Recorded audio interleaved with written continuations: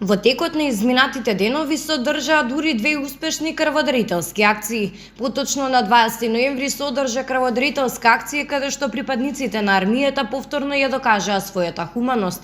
Во просториите на Велешката касарна Алекс Содемниевски Бауман беа донирани вкупно 24 крвни единици. Ова беше втора реализирана крводарителска акција во време на пандемија од коронавирус во Велешката касарна.